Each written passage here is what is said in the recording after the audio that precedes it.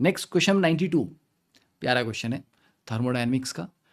An ideal gas is expanded from P1 V1 T1 to P2 V2 T2 under different conditions। तो हमें correct statements या statement बताना है। देखिए, expansion हो रहा है, इनिशियल पैरामीटर्स आपको दिए गए हैं, फाइनल पैरामीटर्स आपको दिए गए हैं।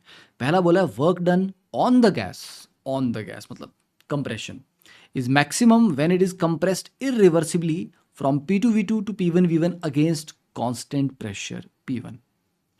देखिए, वर्क डन के दो तरीके हैं, एक रिवर्सिबल और एक इरिवर्सिबल। अब यहाँ ये बोल रहे हैं इरिवर्सिबल वर्क किया है कंप्रेशन का। चलिए, तो ये आपके पीवी डायग्राम आ गया, कंप्रेशन कर रहे हैं तो इनिशियल पॉइंट मेरे पास ये था, ठीक है, this is my one, this is, इसको वन ऐसे नहीं लिखूंगा, चलो इसको मैं बोल देता हूँ ये ए पॉइंट है, ये मेरा बी पॉइंट है, तो हम ए से बी जा रहे हैं, ठीक है। तो इरिवर्सिबल में क्या होता है, ये ग्राफ नहीं आता, ये ग्राफ किस में आता है, कर्व, ये आता है रिवर्सिबल वाले में। इरिवर्सिबल में आपको सिर्फ इनिशियल पॉइंट पता होता है और फाइनल पॉइंट पता होता है। तो फाइनल पॉइंट पे जब सिस्टम रुक गया, कंप्रेशन होते होते होते वो रुक गया, वो तो अब अंदर का प्रेशर बाहर का प्रेशर बराबर आ चुके होंगे, है ना। The internal and external pressure must have been balanced right now, तो that is why the compression has stopped. तो this P1 is actually the P external, तो ये आपका प्रेशर आ जाएगा P external, and work done कितना होता है इरिवर्सिबल में minus P external into delta V, ये आ जाएगा आपका डेल्टा वी। तो ये जो रेक्टेंगुलर, ये जो ब्लू कलर का शेडेड एरिया है, this entire is equal to work done of compression, and work done of compression वैसे ही पॉजिटिव आता है। अब यही चीज अगर मैं रिवर्सिबली करवाता, मे बी रिवर्सिबली कुछ इस तरह से आ रहा है प्रोसेस, ठीक है, टेम्परेचर कांस्टेंट रहेगा क्योंकि P1 V1 से वो P2 V2 में जा रहा है, तो टेम्परेचर का कोई मेंशन किया नहीं, तो कंसीडरिंग के टेम्परेचर यहाँ पे कांस्टेंट है, तो आइसोथर्मल हो जाएगा ये, तो ये रिवर्सिबल है। रिवर्सिबल में क्योंकि ग्राफ आता है इस तरह से, और area under that PV curve will be the work done, तो आप देखो ये जो येलो वाला एरिया है ये कम है, तो ऑब्वियसली रिवर्सिबल वर्क कंप्रेशन में कम होता है, इरिवर्सिबल वर्क ज़्यादा होता है। तो first option is true. Second, if the expansion is carried out freely, free expansion का मतलब होता है कि बाहर की तरफ कोई प्रेशर नहीं है, वैक्यूम के अगेंस्ट आप एक्सपैंड कर रहे हैं, it is simultaneously both isothermal as well as adiabatic.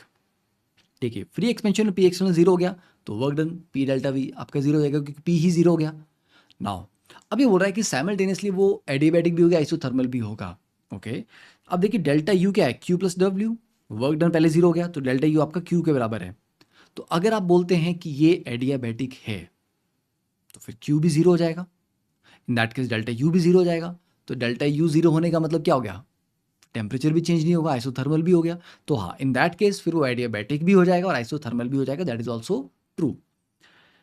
Third option बोला है the work done by the gas, bye the gas, bye the gas कब होता है, व्हेन वर्क ऑफ एक्सपेंशन हो रहा है, गैस एक्सपैंड कर रही है तो उसको अपनी एनर्जी स्पेंड करनी है वहां पे। तो work done by the gas is less when it is expanded reversibly from V1 to V2 under adiabatic conditions as compare to that when expanded reversibly from V1 to V2 under isothermal. तो एक बार आप isothermal कर रहे हैं, एक बार adiabatic कर रहे हैं, आपने ये थर्मोडायनेमिक्स में पढ़ा ही हुआ है। सेम पॉइंट से स्टार्ट करेंगे तो एडियाबैटिक का ग्राफ ज़्यादा स्टीप होता है, और पीवी ग्राफ में क्या हो गया, area under the PV graph is the work done.